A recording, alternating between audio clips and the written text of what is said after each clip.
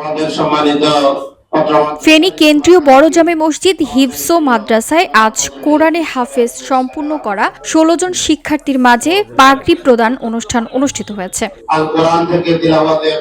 ২০০১ সালে প্রতিষ্ঠিত এই মাদ্রাসায় বর্তমানে আবাসিক ও অনাবাসিক মিলে প্রায় ২০০ জন ছাত্র অধ্যয়নরত রয়েছে। প্রতি বছরের ন্যায় এবছরেও কোরআনে হিফজ সম্পূর্ণকারী ১৬ জন শিক্ষার্থী আনুষ্ঠানিকভাবে পাগড়ি গ্রহণ করেন।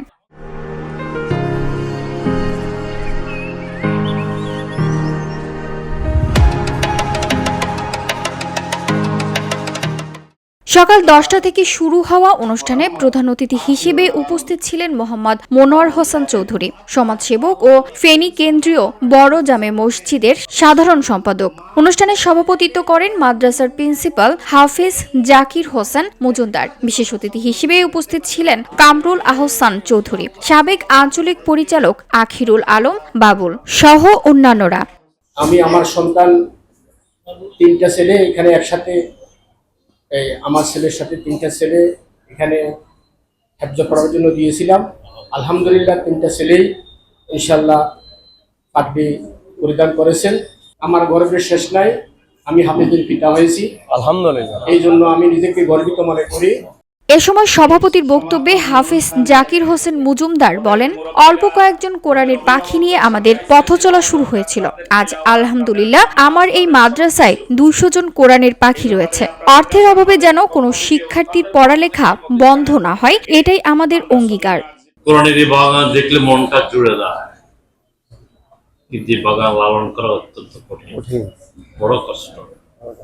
আপনারা জানেন তিল তিল করে আজকের এই পর্যায়ে এসে পৌঁছেছে। সুবহানাল্লাহ। 3টা ছাত্র দিয়ে একটা নুরানি মাদ্রাসা 3 বছর চলেছে, 1997 থেকে 99 পর্যন্ত। আর সেই 99তেই হাফেজ মোহাম্মদ জাকির হোসেন সাহেবকে সেই শুধু কাশীপুর থেকে ধরে এনে মাদ্রাসার দায়িত্ব দিয়েছে। আর আজকাল আবার একটা মহিরু হয়েছে ছাত্র জায়গা দেওয়ার উপর।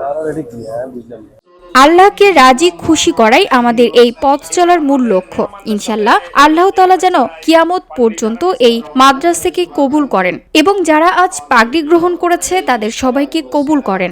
আমাদের গার্ডিয়ান, অভিভাবক, অভিভাবিকা, মা বাবা সবাই চাইতে হবে, আল্লাহ আমার ছেলেটাকে তুমি একজন বা আমল হাফেজ করো। আমিন। বা আমল হাফেজ যদি না হয় তাহলে আপনার কোনো উপায় নেই, হাফেজ সাহেবের কোনো উপায় থাকবে।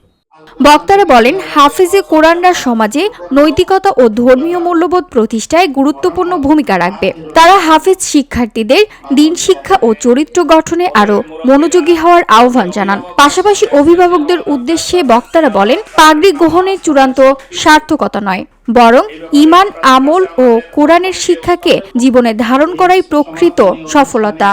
আমার এক বিন্দু পরিশ্রম বা আমার তাকওয়া ফরজগারির কারণে আমি বিশ্বাস করি এই মাদ্রাসায় পড়তে আসেনি, আল্লাহর এই বান্দার চোখের পানির কারণে এই প্রতিষ্ঠান এখানে এসেছে। আলহামদুলিল্লাহ।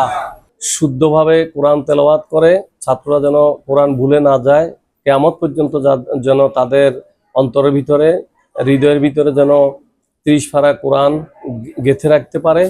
অনুষ্ঠান শেষে দোয়া ও মোনাজাতের মাধ্যমে আয়োজনের সমাপ্তি ঘোষণা করা হয়। আল্লাহ তুমি সকলের দানকে, উপস্থিতিকে তুমি কবুল আর মঞ্জুর করে নিও। আমিন। VOD Bangla news desk. ইল্লাল্লাহু মুহাম্মাদুর রাসূলুল্লাহ।